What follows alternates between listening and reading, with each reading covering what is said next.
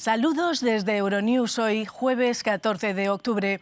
Les presentamos las noticias más destacadas de este día. Comenzamos con un suceso que ha conmovido de nuevo a Europa. 5 personas fueron asesinadas el miércoles en un ataque con arco y flechas en la ciudad noruega de Kongsberg. El agresor que fue detenido era sospechoso de radicalización islamista. En el pulso post-Brexit con Londres, Bruselas propone reducir en un 80% los controles aduaneros a los productos alimenticios que entren en Irlanda del Norte. Y en La Palma, la nube de gases del volcán Cumbre Vieja no para de crecer y se dirige al océano. Tensión en Oriente Medio. Estados Unidos e Israel contemplan sanciones y otro tipo de acciones contra Irán para disuadir su programa nuclear.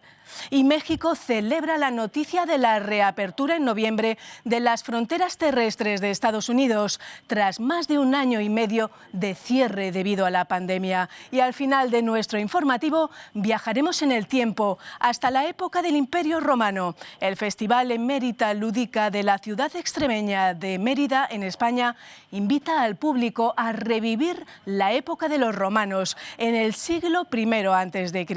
Vamos enseguida con los titulares. Asesinadas 5 personas en un ataque con arco y flechas en Noruega. El agresor ha sido detenido. La nube de gases no para de crecer a 17.000 toneladas diarias en La Palma, un indicador que muestra, según los expertos, que la erupción volcánica aún está lejos de que cese. Bruselas propone reducir en un 80% los controles a productos alimenticios que entren en Irlanda del Norte. Satisfacción en México tras el anuncio de Estados Unidos de que reabrirá en noviembre sus fronteras terrestres, tras más de año y medio de cierre debido a la pandemia.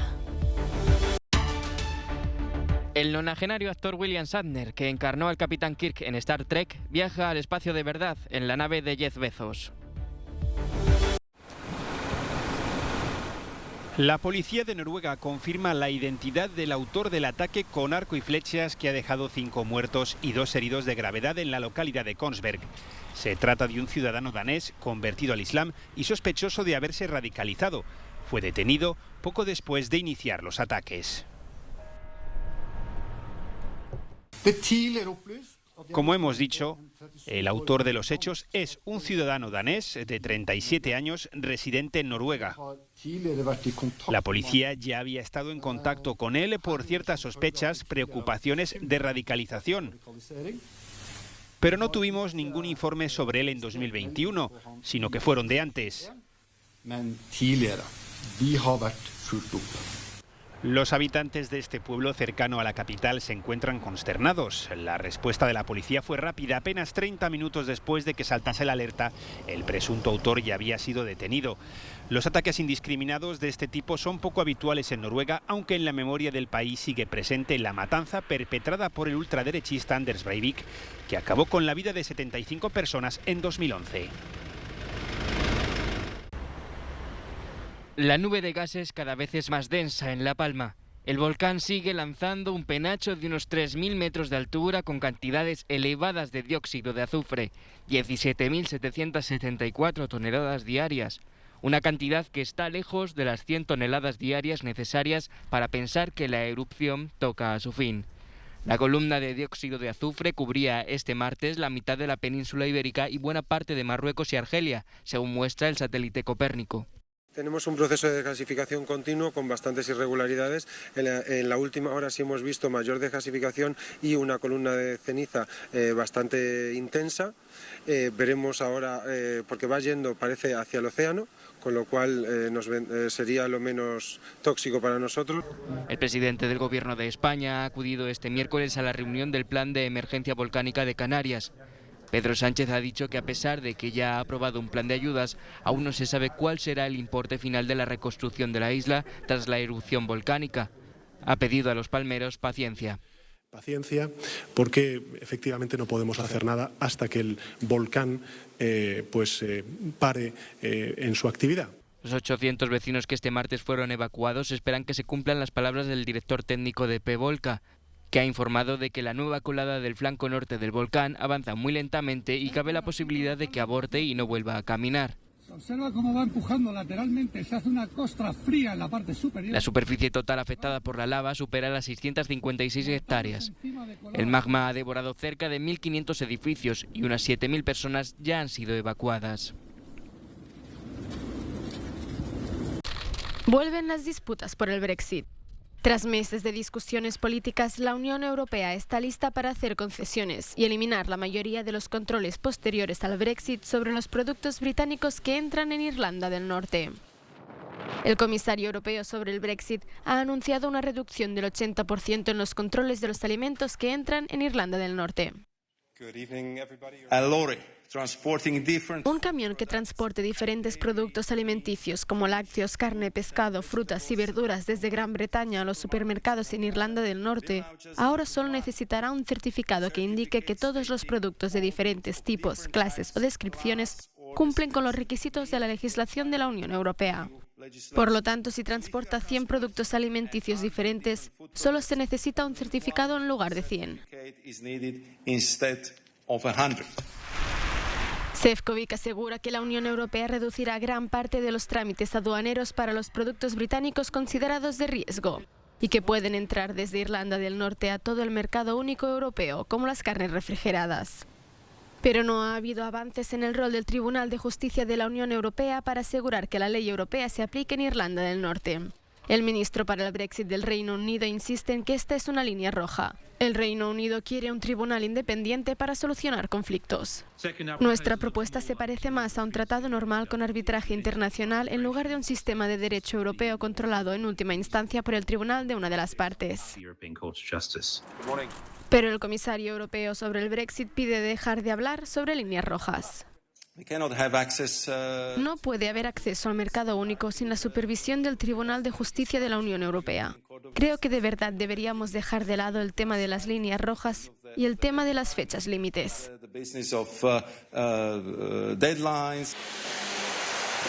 Las nuevas propuestas europeas están centradas en el Protocolo de Irlanda del Norte, el acuerdo que evita que exista una frontera dura en la isla de Irlanda.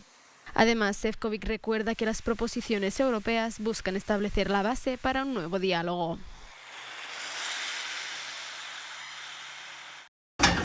Sophie Hope tiene miles de cerdos, pero no tiene dónde mandarlos. Se encuentra atrapada en una línea de producción atrasada debido a la escasez masiva de carniceros en los mataderos. Ha sido una lucha, no voy a mentir. La causa de algunas noches de insomnio y días llenos de ansiedad. Hay tantos cerdos acumulados en la granja y no hay ningún otro lugar donde ponerlos. Su producto solo llegará a la mesa si se toman medidas. El problema lleva varios meses acumulándose y ahora estamos en una fase crítica. Tenemos que conseguir que los carniceros entren en las plantas de procesado para poder acabar con esta acumulación de cerdos. A Sophie, que vive en Reino Unido, le gustaría que se concedieran visados de urgencia a los europeos con las competencias necesarias para resolver el problema. El Brexit también ha afectado a la otra mitad del negocio de Sophie, la producción de aves de corral.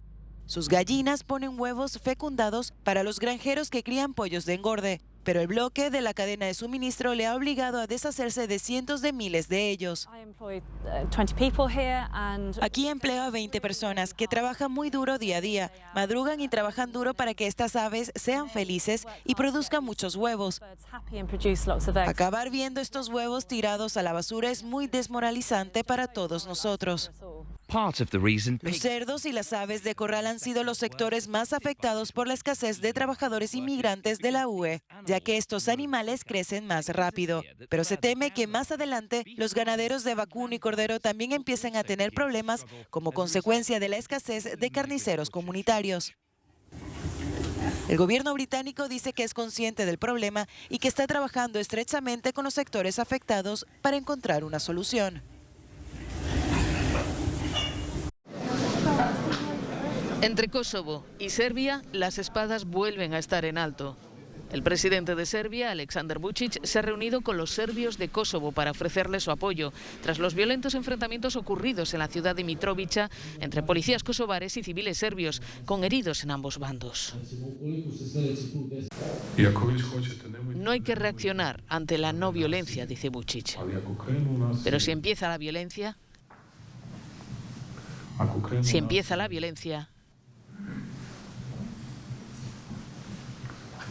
protejan a su pueblo y les apoyaremos.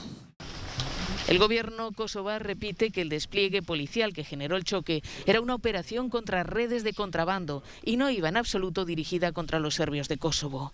De hecho, subraya que ninguno de los detenidos era serbio, mientras que el fiscal y el juez del caso sí lo son. Esta operación no fue contra ninguna nacionalidad. Esta operación fue contra los delincuentes que se dedican al contrabando de mercancías ilegales en el territorio de Kosovo, dice el ministro del Interior.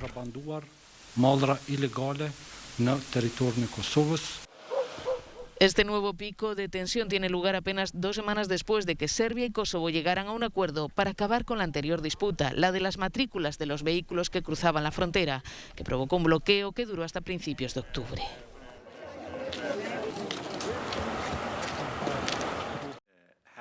Estados Unidos e Israel sopesan un plan B para tratar con Irán si no vuelve a las negociaciones para salvar el acuerdo nuclear. Estudian otras opciones si la diplomacia falla, que podrían ir desde un aumento de las sanciones hasta acciones encubiertas o militares. Israel no descarta usar la fuerza contra Irán.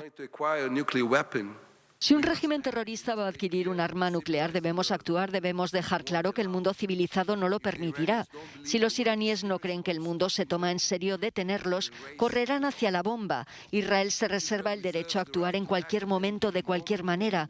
No es solo nuestro derecho, es también nuestra responsabilidad.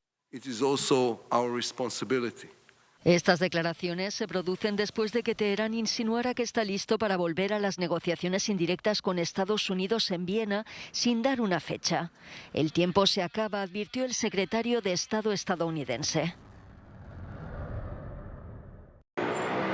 Estados Unidos reabrirá en noviembre sus fronteras terrestres con México y Canadá. Fronteras que, pese a su enorme tránsito e importancia, han permanecido cerradas durante casi 19 meses debido a la pandemia, desde marzo de 2020, cuando Donald Trump todavía era presidente. El requisito para poder entrar en territorio estadounidense será tener la pauta completa de vacunación. México ha celebrado la noticia. Desde hace mucho presionaba a Washington para que acabara con el cierre. El presidente López Obrador ha atribuido la reapertura a la gestión de su gobierno. Muchas reuniones para lograr la apertura de la frontera, pero también la decisión de vacunar en los municipios fronterizos para facilitar el acuerdo. Satisfacción también en los municipios fronterizos, cuya economía está sufriendo las consecuencias de este larguísimo cierre. De hecho, ahorita estamos trabajando a un 40%, a un 40% de ventas. Ya con el flujo de más de gente, pues ya sube toda la gente que va al paso, tiene que comprar algo para darles para el puente. Y antes de la pandemia pues estaban muy bien las ventas cuando pasaba toda la gente, pero ahorita no. Ahorita nomás estamos dándole vueltas.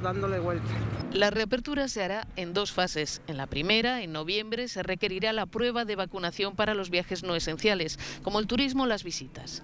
En la segunda fase, en enero, la vacunación completa será obligatoria para todos los viajeros. En cuanto a las vacunas aceptadas para el ingreso, lo más probable es que sean todas las autorizadas por la OMS: Pfizer, AstraZeneca, Janssen, Moderna, Sinopharm y Sinovac. El problema es que en México también se aplica la rusa Sputnik y la china CanSino. También se estudia qué pasará con las personas que hayan recibido 2 vacunas distintas. Desde su corazón. El conflicto diplomático entre Venezuela y Colombia entra en un nuevo episodio inimaginado. Nicolás Maduro acusa a Iván Duque y a Juan Guaidó de promover la xenofobia contra los migrantes venezolanos e informó que su gobierno denunciará al presidente colombiano ante la Corte Penal Internacional por la persecución y exterminio de sus conciudadanos en Colombia. El Estado venezolano ha decidido tomar cartas en el asunto y se va a hacer una acusación por crímenes de lesa humanidad a Iván Duque ante la Corte Penal Internacional, por la persecución a los migrantes venezolanos, que ha llevado al asesinato, desaparición de miles de venezolanos en Colombia. ¿Quién? El Estado colombiano, el señor Iván Duque. Por su parte, el gobierno de Duque ha rechazado de manera contundente las acusaciones de Maduro y reitera su apoyo a los migrantes venezolanos. Marta Lucía Ramírez, vicepresidenta de Colombia, recuerda que para su país Maduro no tiene legitimidad. Hay una dictadura que no tiene realmente ningún tipo de legitimidad para asignarle responsabilidad a un gobierno diferente por lo que ellos no son capaces de hacer por sus propios ciudadanos. Hace apenas 10 días, el gobierno venezolano había anunciado la reapertura del paso fronterizo con Colombia tras 6 años de bloqueo. En esa oportunidad, Maduro invitó a los empresarios colombianos a invertir en su país, por lo que se pensaba que las tensiones entre Caracas y Bogotá bajarían. Pero las fuertes acusaciones de Maduro paralizan cualquier acercamiento y los miles de venezolanos que cruzan la frontera cada día podrían ser los principales afectados. Además, según Migración Colombia, en el país residen casi 2 millones de venezolanos. En Cuba quieren marchar, aunque terminen en la cárcel. El pasado martes las autoridades cubanas denegaron el permiso de manifestación a un grupo opositor, cuyos representantes sostienen que quieren protestar contra la violencia y exigir la liberación de los presos políticos. Junior García Aguilera, dramaturgo cubano y una de las personas que firmaron la petición de protesta, dijo que marchará de todos modos. Sabemos que puede haber consecuencias, pero al menos es mi decisión personal.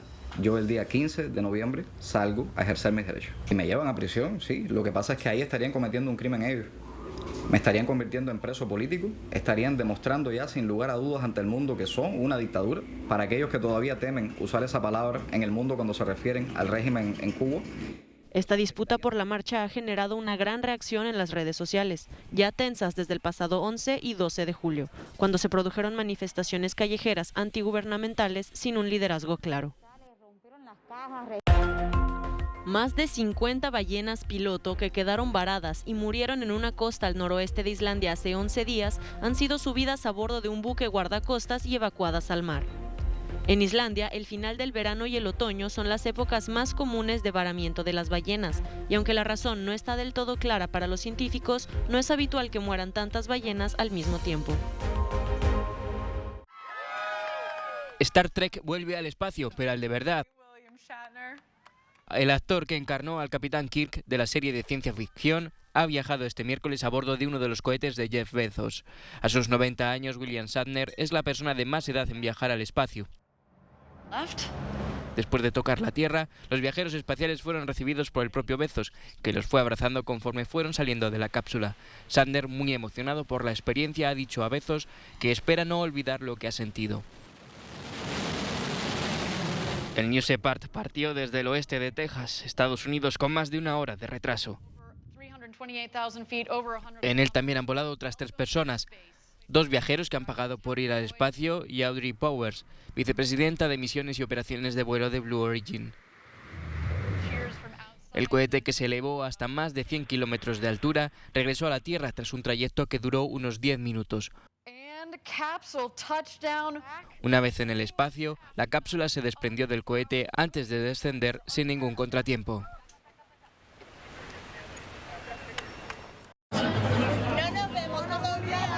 Ser romano por un día. Los habitantes de la ciudad española de Mérida, en Extremadura, pueden permitirse ese lujo cada año. El Festival Emérita Lúdica es una máquina del tiempo que vuelve al siglo I después de Cristo. Una cita ineludible para recreacionistas como este soldado de la Séptima Legión. Es aquello que te viene después de haber leído muchos libros, visto películas, visitado muchos museos, y entonces tendrán ganas de aquello que has visto en los anaqueles o en los museos, ponértelo y llevarlo. Ahí nace un recreacionista. El Puente Romano, la Ciudadela, el Templo de Diana, el Museo Nacional de Arte Romano y el Anfiteatro son algunos de los escenarios de este festival, en el que dioses y mortales caminan juntos por las calles de Mérida. Recreaciones, un mercado, luchas de gladiadores, marchas de legionarios, teatro y un desfile de moda. Al principio la gente se disfrazaba y ahora ya la gente se viste de rumano. Nosotros somos siempre de aquí, nos han contado la historia, pero el hecho de vivirlo en persona un poco, ¿no? De recrear los momentos y los monumentos que los tenemos siempre, pero no es lo mismo visitarlo que recrearlo tú vestida, ¿no? Se vive diferente. Y básicamente, según cómo lleves la túnica, significa una cosa u otra. Por ejemplo, cuando vas con la túnica suelta sobre un hombro, es que estás soltera. Si la llevas con un brazo, a lo mejor estás casada, tienes hijos. Las mujeres que llevan velo también son madres de familia, etcétera. La 11ª edición de Mérita Lúdica ha permitido a emeritenses y visitantes disfrutar del conjunto arqueológico monumental más completo y mejor conservado de Hispania, Augusta Emérita, Patrimonio de la Humanidad de la UNESCO.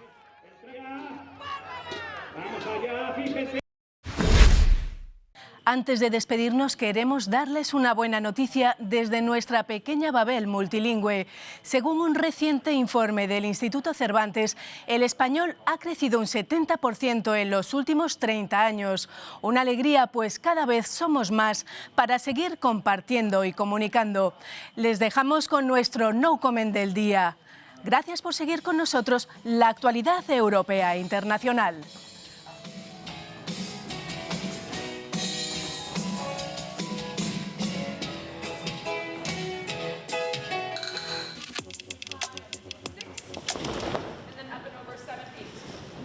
Change in our chest coming into the lunge on 7, and then we get to swoop around on count 8.